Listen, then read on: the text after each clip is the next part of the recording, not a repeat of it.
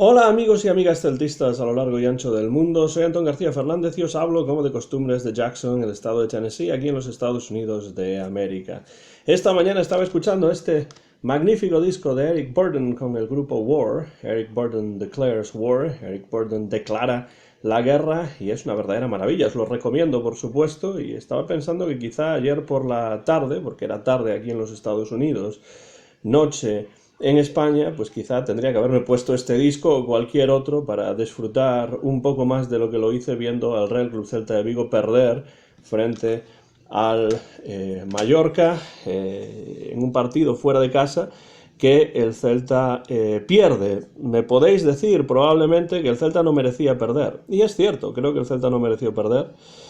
Pero en el fútbol lo que cuenta evidentemente son los goles y en eso ganó el Mallorca, que en nada más, la verdad, porque el Mallorca jugando en casa hizo un partido muy pobre. Nos encontramos en este encuentro frente a dos equipos que tenían, o por lo menos pusieron sobre el terreno de juego, un dibujo táctico muy semejante, lo cual hizo que desde luego la mayor parte del partido fuese verdaderamente aburrido. Un partido anodino de esos que uno ve simplemente porque es aficionado del Celta o del Mallorca. Al final, los aficionados del Mallorca se llevaron el gato al agua, se llevaron los 3 puntos y el Celta sigue perdiendo partidos o no ganando partidos y tras 18 partidos tiene 17 puntos. Eso es menos de un punto por partido y eso desde luego no son números de permanencia en primera división.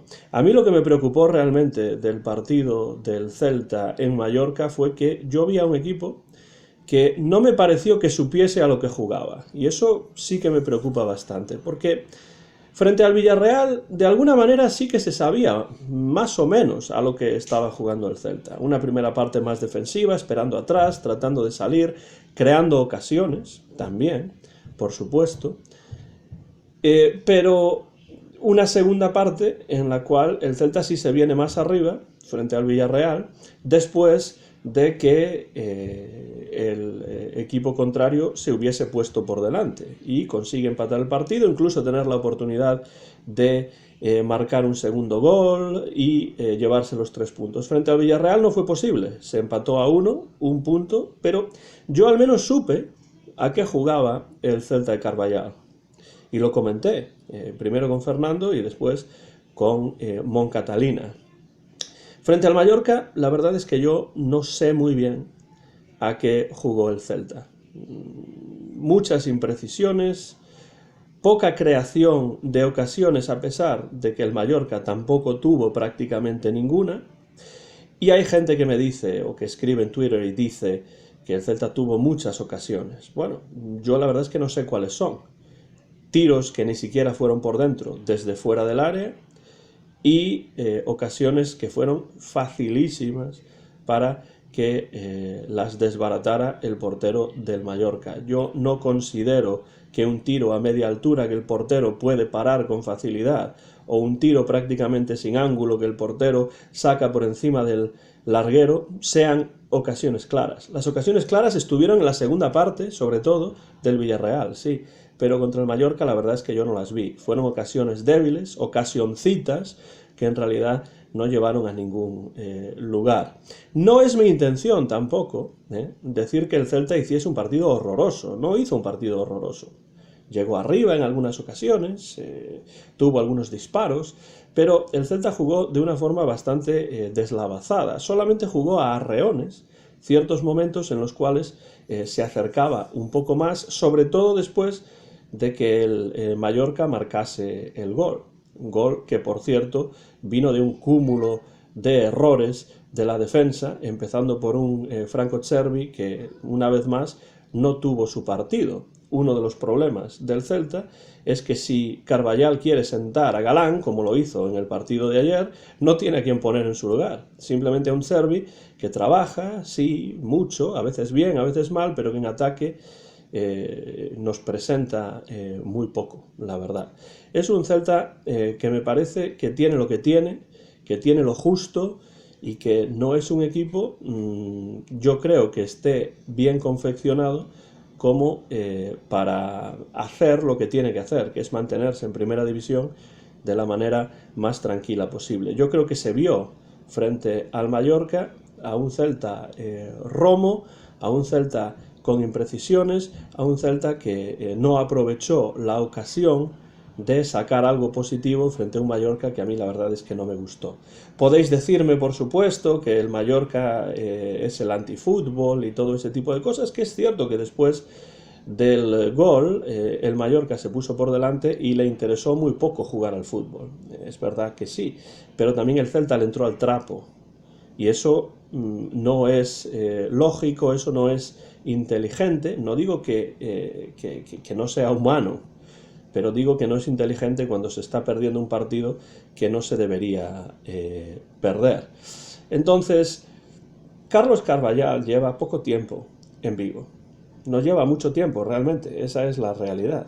Entonces, cuando escucho a gente que dice que ya se le ve otra cara al equipo, es que Carballal ya tiene mayor profundidad táctica, tiene recursos, cambia de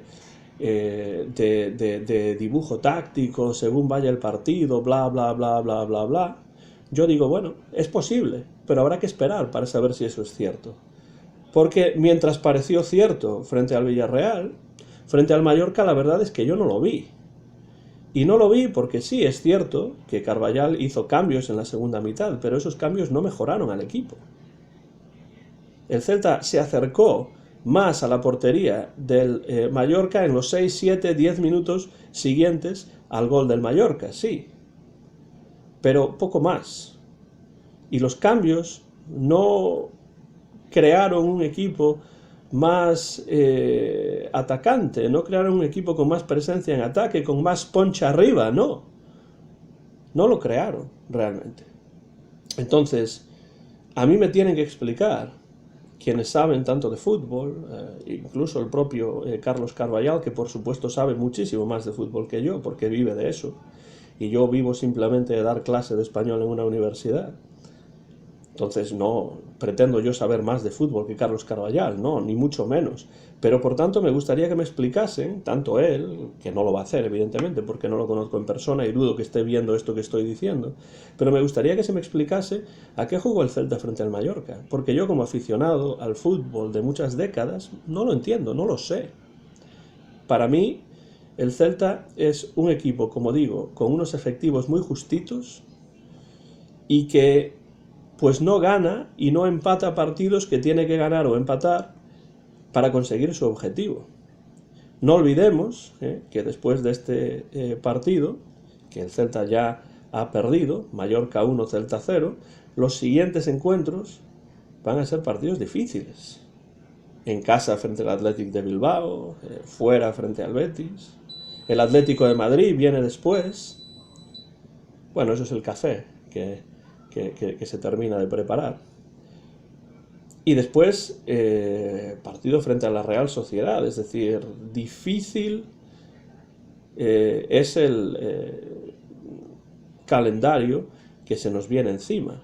Sobre todo cuando el Celta pierde ocasiones, como la de ayer en Mallorca, para seguir sumando. El Celta marca muy pocos goles, 17 goles. En 18 partidos, los números cantan. Si uno marca 17 goles en 18 partidos, difícil es ganar partidos. De hecho, muy pocos partidos ha ganado el Celta. Y en casa, ya no digamos. Un equipo que se mantiene en primera división con holgura, tiene que ser más fuerte en casa y tiene que sacar algún botín fuera de casa. Y el Celta no lo está haciendo. Y el tiempo va pasando. Por supuesto que queda mucho tiempo todavía, como decís muchos en Twitter, y estoy de acuerdo. No voy a decir ahora mismo que el Celta va a bajar a segunda división. Eso sería alarmismo cuando faltan todavía 20 jornadas, 60 puntos por jugarse, y las cosas están muy igualadas, sí. Pero el problema es la sensación, la imagen, esa idea de que a mí me huele bastante mal lo que estoy viendo. El esquema de juego del Celta frente al Mallorca a mí me pareció realmente inexistente. Ya sé, de nuevo, que muchos diréis, sí, se llegó arriba, pero se llega arriba sin punch. Se llega arriba sin realmente crear ocasiones claras. Y sobre todo, al Celta le marcan un gol, como lo hizo el Mallorca, sin hacer absolutamente nada. Porque si el Mallorca juega mejor y crea ocasiones y acaba ganando el partido, pues uno aplaude y dice, muy bien, bien hecho. Y se puede aceptar eso, que el equipo contrario sea mejor que tú.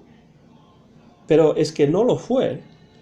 Y básicamente con una ocasión, con errores en cadena de la defensa céltica, el Mallorca se lleva 3 puntos. ¿Y cuál es la capacidad de reacción del Celta ante esa situación? Pues muy poca. Muy poca porque se centró esa capacidad de reacción en 7-10 minutos después del gol. Y poco más. Después el partido fue muriendo y el Celta teniendo muy pocas ocasiones claras. Porque a mí un remate de cabeza que para el portero con facilidad, un tiro a media altura, que si me pongo ahí siendo yo un portero ni bueno ni malo, pues probablemente la paraba también. Los tiros, por ejemplo, de Veiga o de Iago Aspas desde fuera del área están muy bien, porque hay que tratar de tirar desde fuera del área también en algunos momentos, pero ni siquiera van por dentro. ¿Cómo podemos calificar eso como una ocasión clara? Una ocasioncita, quizá, pero no una ocasión clara. Muy pocos jugadores yo puedo señalar y aplaudir por el partido de ayer. Ni siquiera el propio Iago Aspas, que tampoco tuvo su noche. Pero cuando Iago Aspas toma el balón, siempre se da la vuelta, siempre trata de conseguir algo. Eso sí es cierto. Larsen es un jugador que trata de abrir espacios, pero lo agarran muchísimo.